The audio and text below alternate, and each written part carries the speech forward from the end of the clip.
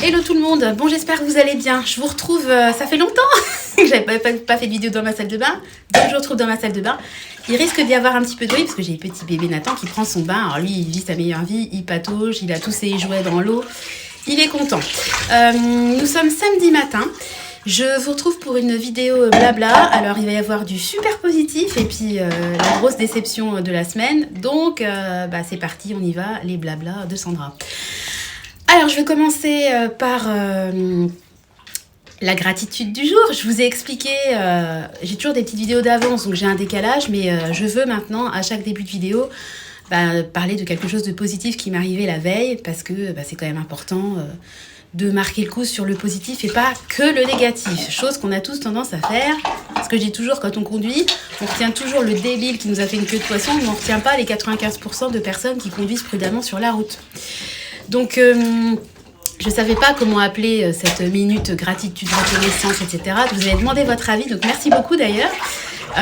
D'ailleurs, désolée, je ne peux pas forcément répondre à tous, mais je vous lis tous. Des fois, je mets juste un petit cœur, parce que juste, j'ai pas le temps avec les 3 enfants, mais merci beaucoup pour tous vos commentaires. C'est très gentil. Et donc, vous m'avez donné des idées. Il y a une idée qui s'est détachée, c'est l'idée de Mélanie qui m'avait dit, parce que je vous ai expliqué que je manquais de soleil, j'ai envie de printemps, enfin, comme beaucoup, je pense. Elle m'a dit, t'as qu'à l'appeler la minute soleil. Et en fait, ça a fait tilt. Je me suis dit, minute soleil, ça me parle bien, minute. Et je me suis dit, la voilà l'idée. Je vais appeler la minute gratitude, la minute papillon. Parce que c'est un rappel à ma chaîne. Vous savez que ma chaîne, ça s'appelle le bio de la famille papillon. J'adore les papillons.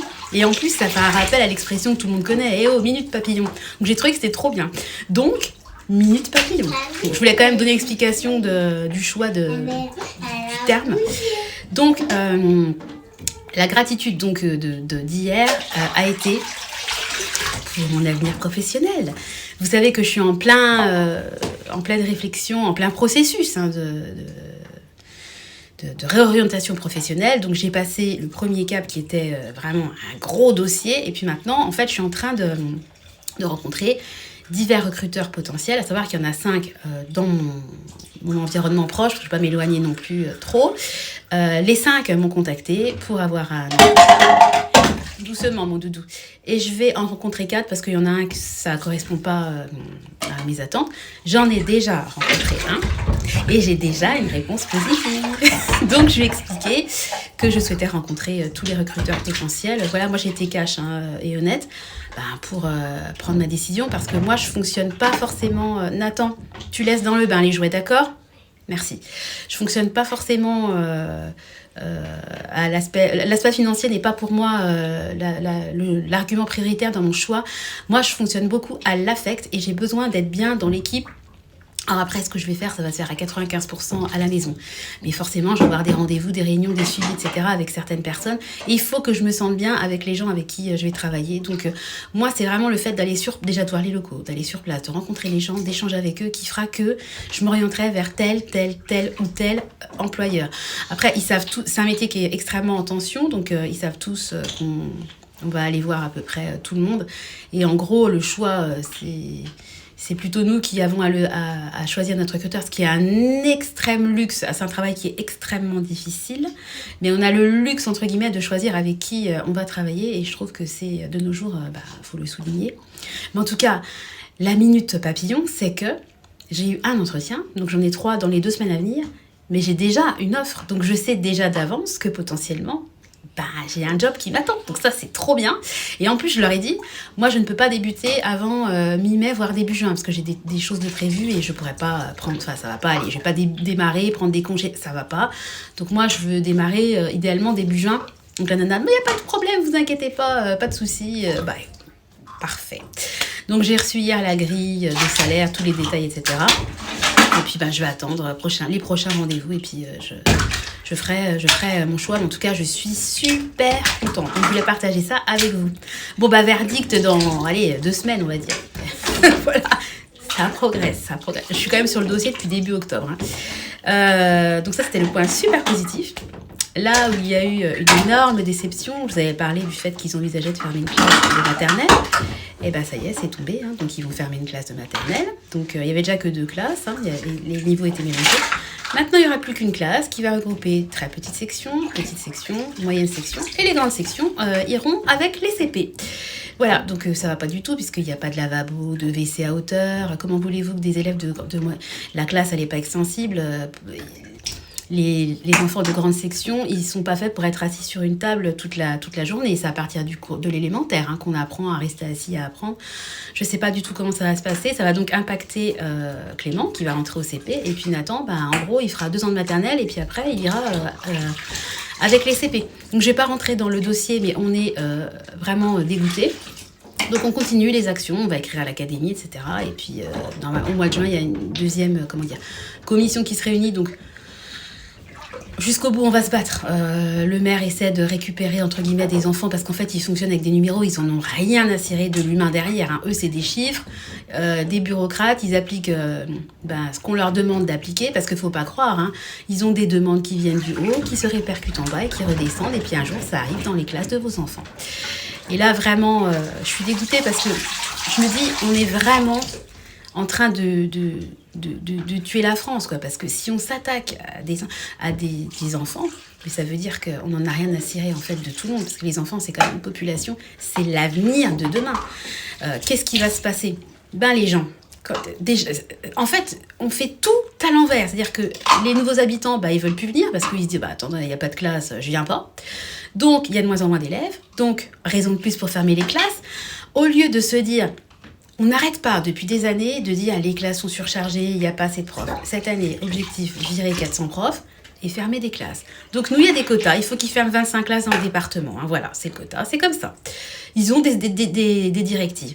Au lieu de se dire, tant mieux, au lieu d'être 25 dans la classe, ils seront 21, ça leur fera une éducation plus qualitative, le prof aura plus de temps pour eux, etc. Au lieu de recruter des profs, on fait l'inverse.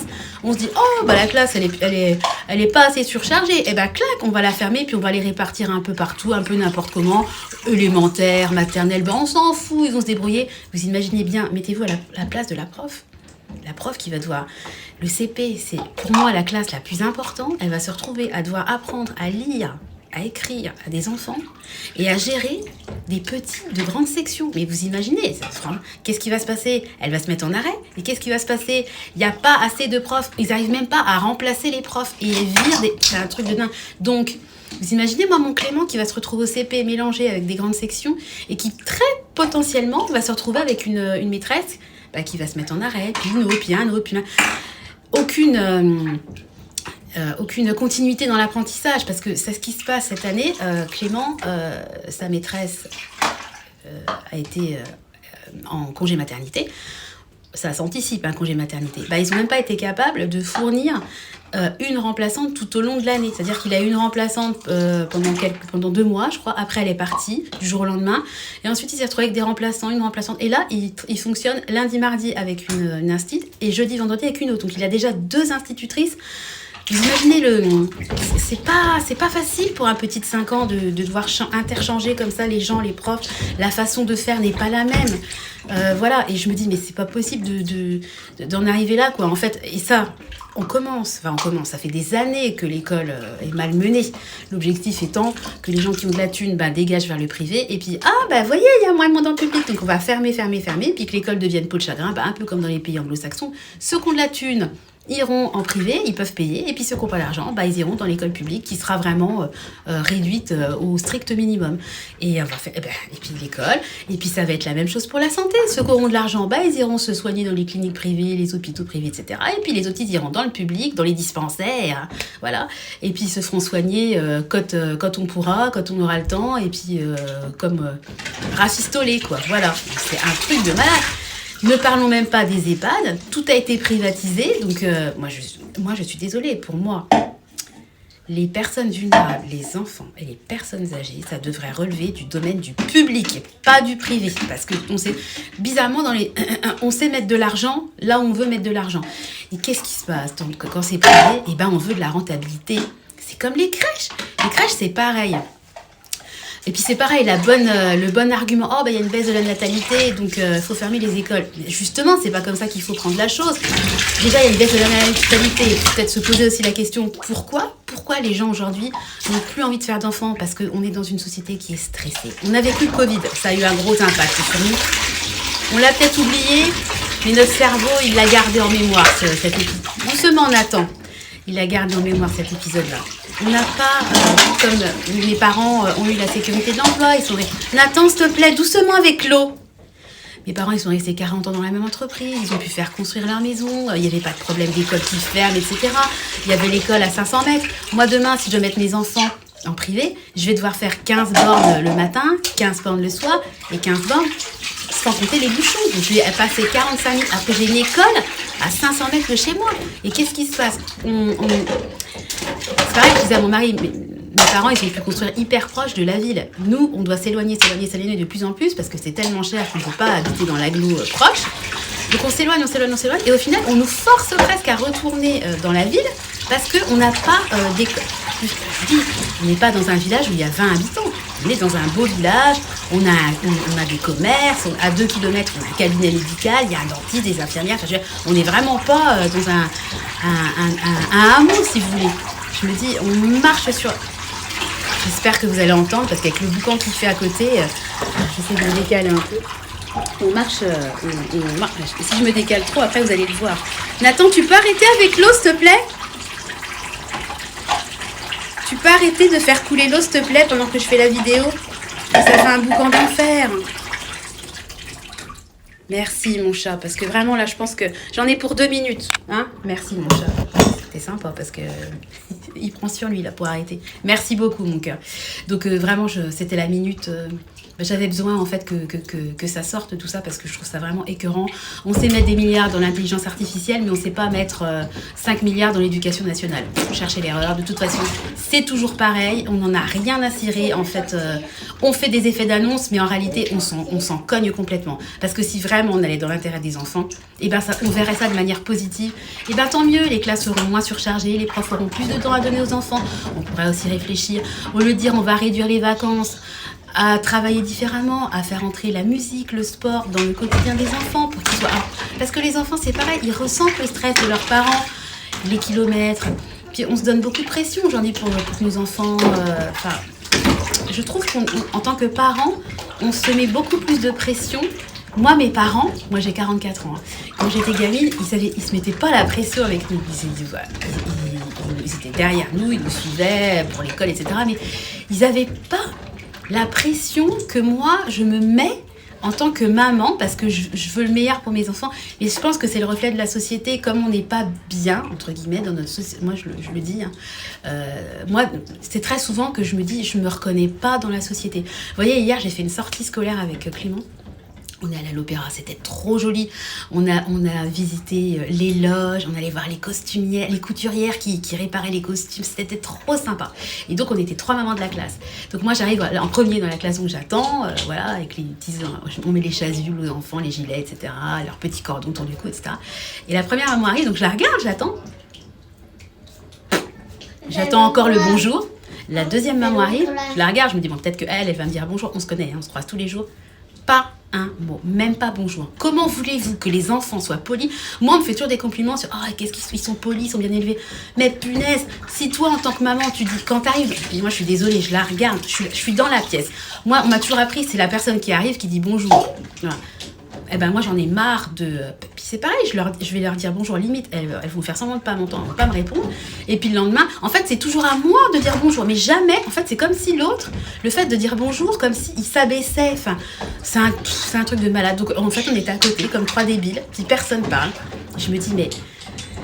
l'image en fait que ça donne aux enfants, parce que les enfants disent rien, ils jouent, mais faut pas croire, ils voient tout ça. Et j'en ai parlé avec Clément, je sais pas, tu vois Clément, faut dire bonjour, etc. Parce que je trouve que c'est important. Et c'est révélateur. Vous criez pas. Vous criez pas, dit Nathan. C'est quand même révélateur de la société. Bref, je vais pas partir dans mes trucs d'analyse de la société, je donne juste, encore une fois, mon avis. Je comprends tout à fait que vous ne soyez pas d'accord avec moi, je ne vous demande pas d'être d'accord avec moi. Je dis, c'est juste un cri du cœur, un cri de maman qui est dégoûtée que la classe qu'une classe de maternelle ferme et que Clément se retrouve au CP avec des élèves de grande section. Je trouve ça inadmissible et je lutterai jusqu'au bout pour essayer d'inverser la vapeur, même si... voilà, mais jusqu'au bout, je lutterai. Bref, je vais donc clôturer cette vidéo sur le positif, le job. Voilà, et vous savez ce que je pensais? Je me disais, c'est bien que je retourne... que je retrouve une activité salariée parce que ça mettra pas mal de beurre dans les épinards et puis ça ira pour nos enfants. Si on doit tous les scolariser en privé, si on doit mettre de l'argent, prendre des cours particuliers, etc., cet argent il servira à nos enfants parce que voilà, moi c'est ce que j'ai toujours dit, quand on a des enfants il faut savoir s'en occuper à tous les niveaux. Voilà. Même si je n'aime pas les gens qui critiquent ceux qui galèrent financièrement et qui ont des enfants, parce qu'on peut très bien faire des enfants en ayant une très bonne situation financière, et on sait tous que la vie peut basculer, on peut tous tomber malade, on peut tous avoir une entreprise qui ferme, se retrouver au chômage, 2 ans ça passe vite, et on peut tous se retrouver dans des difficultés financières. Donc ne jugeons pas, voilà, mais bon, en tout cas je ferai tout pour mes 3 loulous. Voilà, bon, sur ce, je vais vous laisser. Je vais aller m'occuper de Nathan qui a été super sage. Nathan, merci beaucoup. T'es gentil. Qu'est-ce qu'on va dire aux gens? Un bouchon. On va leur dire à bientôt. Oui. Dans une nouvelle vidéo. Oui. Allez, je vous laisse, je vais m'occuper de mon petit bout. Des bisous à tous. Oui, un bouchon. Oui, un bouchon, mon petit bouchon. Allez, bonne journée. Bisous, bye bye.